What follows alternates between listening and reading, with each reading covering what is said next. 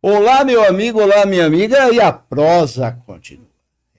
Meu amigo, cabeça, hein? Nossa, é um assunto interessante. Saber aí, como que a cabeça da gente funciona é um espetáculo. E escrever sobre livros e poesias, outro espetáculo. Nada melhor que trazer uma pessoa que vai falar com toda a propriedade.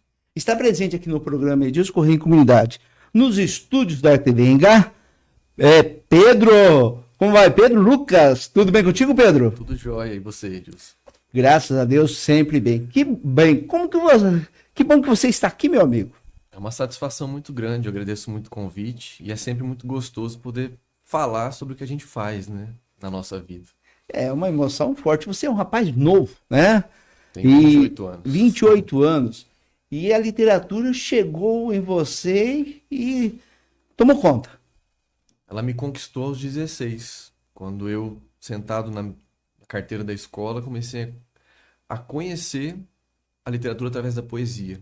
Conheci especificamente Augusto dos Anjos, que é um poeta mórbido, mas que Isso. de alguma maneira me conquistou naquele momento e me abriu esse horizonte, né, para me expressar.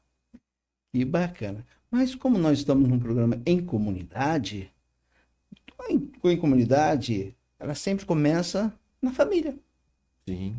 não é verdade? Sim. E aí, papai, mamãe, vamos falar deles? Vamos.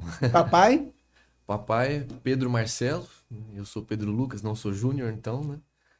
Pedro Marcelo, meu pai é médico, homeopata, e mamãe é a Rose, que é psicóloga. Então, tenho aí referências várias, né? hum, De carreira profissional, de pessoa, né? De caráter, que eles, graças a Deus, puderam ir me oferecendo, né? E eu também pude ter condição de absorver aquilo, né? tem irmãos ou é o filho único? Tenho um irmão mais novo, o Miguel, que Miguel, faz engenharia mecânica, não tem nada a ver com o não fazer da família, no né? compadre da família, né? Que legal. O despertar para a literatura em um país em que se lê pouco. Hoje, você analisando esse momento com 16 anos, que conclusão que você chega? Eu chego à conclusão de que o despertar para a literatura ele não é só por uma via racional, né, intelectual. Ele tem que nos conquistar através do coração. Porque é o que eu falo nas escolas quando eu vou oferecer para eles, por exemplo, a chance de conhecer a literatura. Você pode ler uma coisa e aquilo não fazer sentido para você. Agora, se você lê aquilo, por mais que você não tenha o dom da escrita, que você não seja uma pessoa letrada, mas aquilo te atingiu e te emocionou, acho que aí tem uma porta muito interessante para você adentrar e conhecer mais o universo da literatura. Alguns amigos devem estar acompanhando nesse momento, vão acompanhar no futuro e devem estar pensando assim: será que o Dilson vai perguntar para ele aí a indicação de um livro, é? Um livro que você colocaria como cabeceira? Eu vou perguntar. Tá aí. Eu gosto muito de ler Alberto Caeiro, né, que é um dos heterônimos de Fernando Pessoa, Poesias de Alberto Caeiro, porque ele é um poeta que traz uma simplicidade no modo de dizer, mas uma profundidade muito complexa. E eu acho que é aí que a gente precisa trabalhar. Por quê? Porque o ser humano é complexo. Não tem como você olhar um ser humano e defini-lo e só num olhar, né? Isso é muito difícil. No meu fazer profissional, isso é impossível. Por quê? Porque a gente está em constante transformação. Nós estamos aqui, né? Eu tô com 28 anos de construção de alguém que sou eu. Tem muitas coisas em mim que eu não tenho ideia do que são. Tô em descoberta. E esse é um dos prazeres da vida, é poder se descobrir, né? E aí o Alberto Caeiro faz esse trabalho de falar de um momento que ele está assim passeando e vendo a natureza e como aquilo nos leva para uma profundidade. Eu herdei um pouco desse cara quando eu comecei a lê-lo. Bom, eu sei que você comentou há pouco que a sua mãe é psicóloga, Sim, mas essa pergunta pode ter outra resposta. Por que a psicologia? boa pergunta. Eu saí do ensino médio, eu já quis fazer direito, já quis fazer letras, saí do ensino médio querendo ser médico, porque não sei dizer por quê, mas eu tinha um pai como referência. Nunca ninguém disse, não, você vai ter que ser médico. Mas eu era uma verdade que eu tinha dentro de mim. Saio do ensino médio, faço 2 anos de cursinho, e eu faço essa pergunta para os adolescentes em sala de aula. que vocês acham de alguém que está prestando vestibular para o curso mais concorrido do Brasil por 2 anos e não estuda e a nota não aumenta? E não passa, consequentemente, né? Eles olham e falam, isso já falaram que é safadeza, né? Que não faz sentido. Aí eu falo, é porque eu não queria. Não era algo que eu queria. Por quê? Porque no momento em que eu decido abandonar a ideia de fazer medicina, porque aquilo não se encaixa em mim, e descubro que a psicologia talvez faça mais sentido com o meu jeito de ser e com as minhas aptidões, eu faço o vestibular e passo, em primeiro lugar. Não por querer me gabar, mas assim, eu tive um incentivo interno de poder colocar tudo de mim ali naquele momento e entrar. E sou feliz e acho que eu fiz uma ótima escolha, que faz todo sentido com relação a mim, né? E como está a cabeça do jovem hoje, Pedro? Eu quero saber de você, vai desvendar para todos os nossos amigos que estão nos vendo nesse momento. O Pedro, ele vai desvendar aí como está a cabeça do jovem. Desvendar é uma palavra muito difícil. A gente pode tentar se aproximar de uma compreensão. O papo é contigo, meu amigo. Vai lá. Eu estive num colégio, num dos colégios que eu estive desde segunda-feira, eu tive 40 minutos para falar sobre, desde o começo da minha escrita e essa conjugação do meu trabalho na psicologia, na psicanálise especificamente, com a literatura. 40 minutos, isso é um crime. Mas eu tive que dar conta, né? E mostrando para eles, falei, gente, vocês se sentem muito entediados. Nós nos sentimos muito entediados hoje em dia. Por quê? Porque a oferta de coisas para fazer, coisas para ver e para comprar é muito grande. Mas vocês percebem também que ao mesmo tempo que vocês estão vendo, comprando e fazendo um monte de coisa, vocês estão se sentindo vazios? Vocês estão se sentindo entediados? Aí todo mundo, né? Putz, é verdade. Então, o que está faltando? Está faltando profundidade. E eu penso que é essa dificuldade que a gente está tendo hoje em dia, principalmente com os jovens. A gente está no celular, no TikTok o tempo todo, nesses vídeos de 15 segundos, né? E claro que é uma crítica, mas também a gente não pode ser extremista de falar que não se deve utilizar essa rede social. A rede social é uma ferramenta. E a gente tem os momentos que a gente tem que desligar a cabeça, porque isso é necessário, somos seres humanos. Agora, quando isso está sendo a única coisa na nossa vida, opa, pera lá. Por que eu estou tendo e precisando de prazeres o tempo todo que estão me impedindo de adentrar profundidades? E eu até faço a brincadeira com a palavra profundeza e profundidade, que são coisas diferentes, né? Profundezas a gente tem medo dessas coisas. O que há nas profundezas? Vamos entrar com profundidade para poder descobrir. E eu acho que esse tédio ele é gerado por conta disso. A gente se afasta dessas coisas que fazem sentido pra gente e fica todo mundo perdido, né? E como trabalhar e fazer esse reencontro? Esse é um desafio. Esse é o desafio, né? O desafio segundo, porque o primeiro é você se tocar. Tem alguma coisa de errado acontecendo comigo, com você, com a gente, porque somos uma sociedade. A gente adora falar que a nossa sociedade está doente, né? Mas quem que pega a responsabilidade para si? Cada um tem a sua responsabilidade, né? O segundo desafio é esse.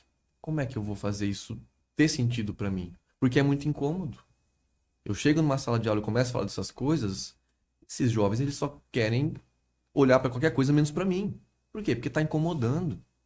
Fazer terapia, psicoterapia também é muito incômodo, porque você não vai lá para falar as coisas boas que estão acontecendo na sua vida. Você vai lá para falar das suas mazelas. E isso requer muita coragem, muito esforço e muito tempo.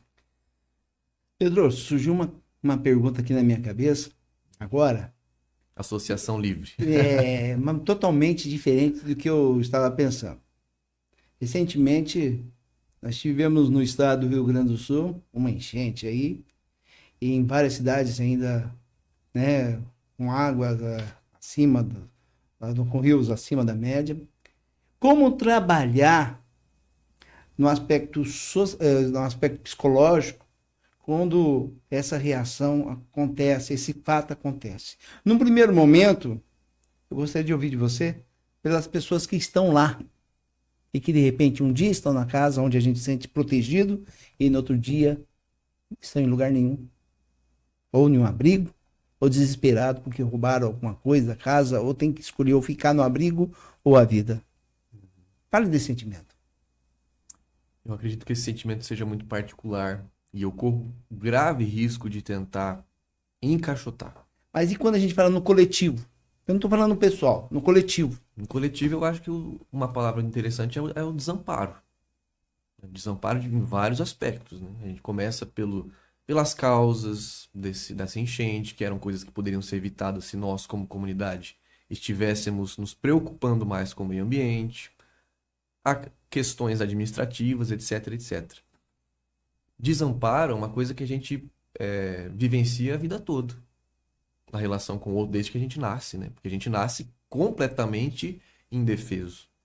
E a depender do modo como a gente é cuidado e a gente recebe esse cuidado, esse sentimento de desamparo ele pode se tornar mais ou menos ameaçador. Agora imagine você ter uma casa e aquilo ser levado, né? E você perder a sua casa da noite para o dia. Quando a gente fala de casa, a gente não pode deixar de pensar na casa que somos, né? Essa casa mental de cada um. É uma ameaça muito grande, né? Isso mexe com qualquer um. E aquele que está de fora, por exemplo, aqui o pessoal do Paraná e de outros estados, essa comoção, né? Como você descreveria isso? É um sentimento natural do ser humano? A palavra natural ela é meio complicada. Podemos melhorar. O psicólogo aqui é você, meu irmão. Quando a gente fala de natural, a gente corre alguns riscos também, Aham. né? De Mas falar o que é melhore. normal ou não. Eu acho que é algo que nos aproxima e nos iguala, que é a dor. A dor, ela coloca todo mundo no mesmo patamar. Às vezes a dor que me causa seja por um motivo diferente, mas quando nós estamos no momento de dor, isso não difere nada de ninguém. Você gosta de ser desafiado? Não. Não gosto porque me tira da zona de conforto, mas eu sei que me faz bem, me faz crescer, né? Mas a cada dia você é desafiado. Sim, levantar da cama é um desafio. É uma escolha. Tô falando que esse papo é papo cabeça, meu amigo. Tem profundidade. Mas vamos falar sobre um assunto também importante. Você faz parte da Academia de Letras de Maringá. Sim, eu sou o bebê da academia. Escreveu pelo menos três, né? Três obras. O nome das três obras? A primeira se chama Sombra, Terra e Céu, é um livro de poemas. A segunda se chama O Eu e o Lá Fora. E o terceiro livro, que foi lançado em 2022, Aos Olhos Dela, que é um romance. Ó, aqui não tem ninguém ouvindo, tá? Uhum. Como que surge a inspiração para escrever um livro? Esse é um mistério. Eu quero dicas, a comunidade maringaense quer as dicas, os jovens que estão nos ouvindo. Faça a comparação. Aí a gente estava falando agora há pouco da casa, né? Cada um de nós é uma casa. E eu tenho algumas janelas abertas. Janelas que são muito particulares.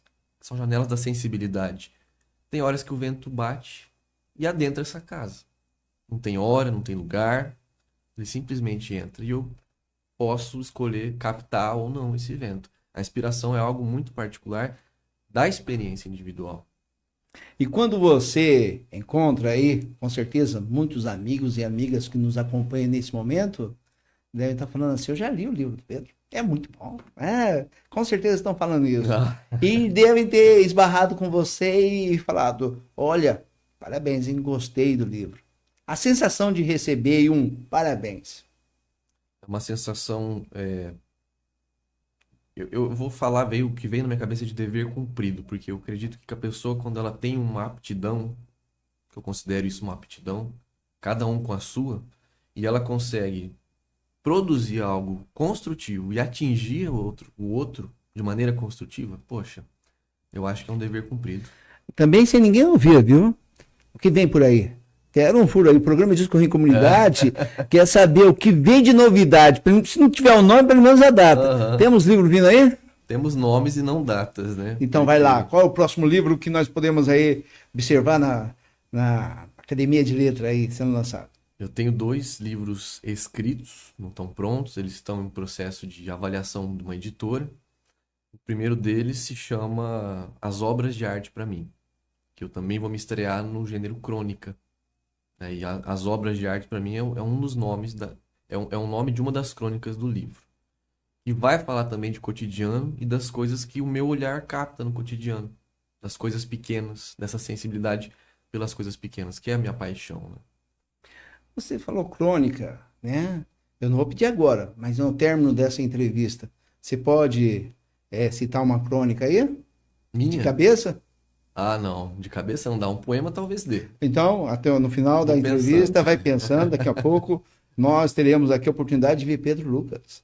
É o psicólogo, escritor, citando uma poesia, que com certeza o pessoal vai gostar e muito. Uhum. O que é pertencer à Academia de Letras de Maringá? Pedro, Pergunta pretensiosa, né? Com uma resposta que eu acho que é uma honra e ao mesmo tempo um dever muito grande, uma responsabilidade muito grande. Porque você fazer parte de uma instituição que não representa todos, mas representa uma camada da sociedade, que tem um papel na sociedade e que tem influência sobre as pessoas, poxa, isso é uma coisa muito importante, né? Então, no meu discurso de posse, 2 anos atrás, eu falei isso, eu pedi para os meus recém-confrades e confreiras, não me deixem esquecer do real motivo pelo qual eu entrei aqui. Não é pelo status, não é pelo nome, né? O Pedro que está na cadeira do Olavo Bilac, nananana. Não, isso aqui é um instrumento.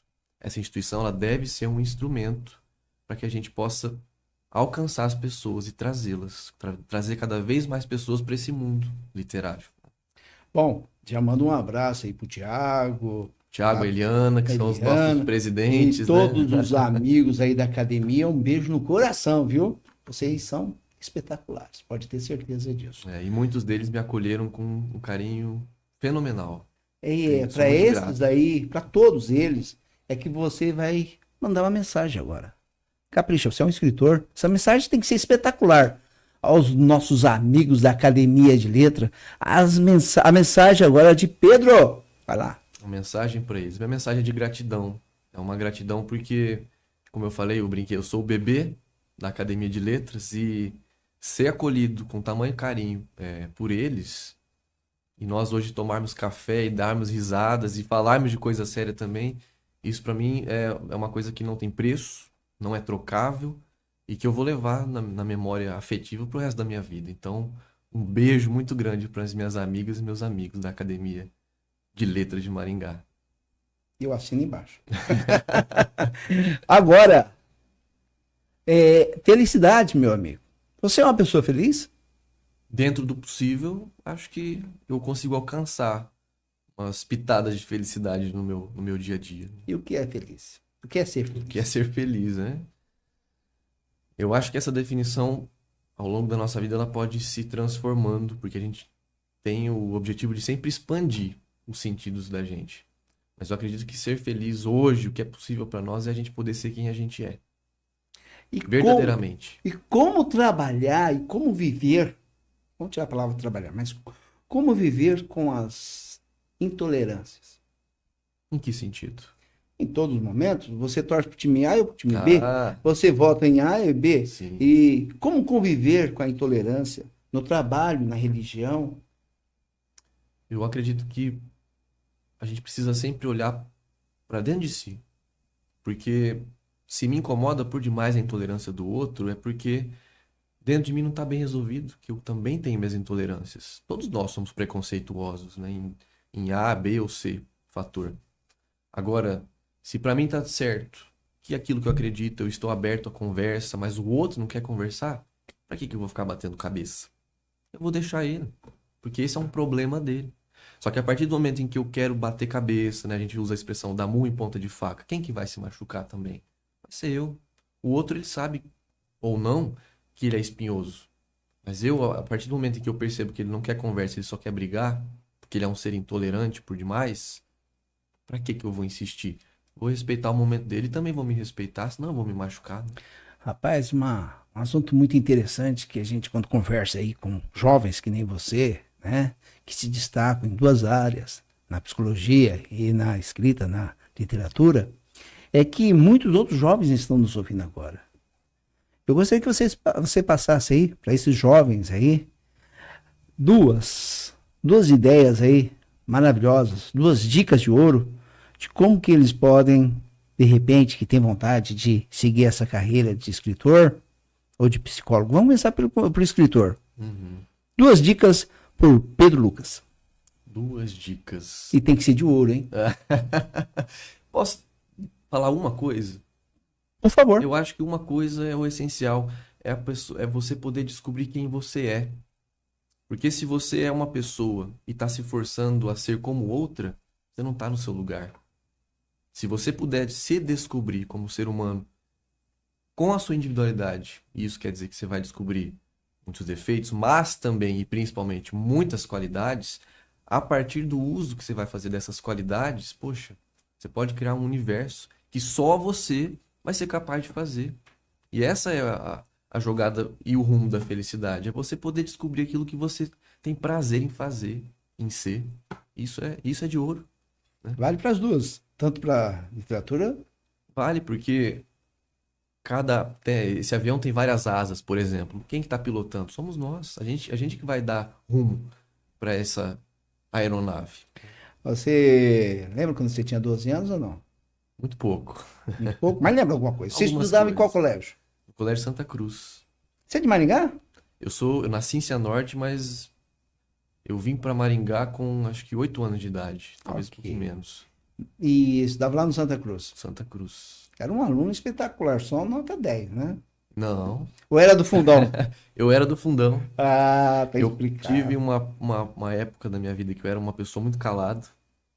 Eu acho que o Pedrinho, olhando o Pedro de hoje, não se reconheceria. É esse Pedro aí. Ele vai passar uma mensagem pro Pedrinho agora. Você encontrou o Pedrinho de 12 anos. Hum. Que mensagem você passaria para ele? Essa é uma pergunta muito profunda.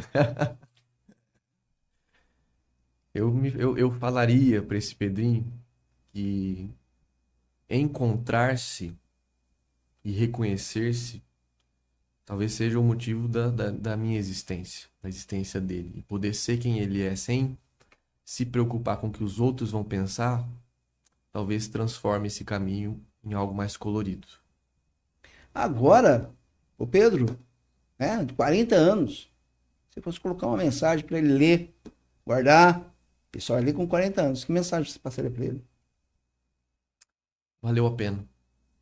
Valeu a pena buscar cada dia, quando eu decido levantar da minha cama, e me amar um pouco mais. Porque quando eu me amo um pouco mais, eu consigo oferecer amor para as outras pessoas. Essa é a via, né? Porque querer amar o outro sem se amar é uma mentira muito grande, né? E um desafio nosso é nos amar.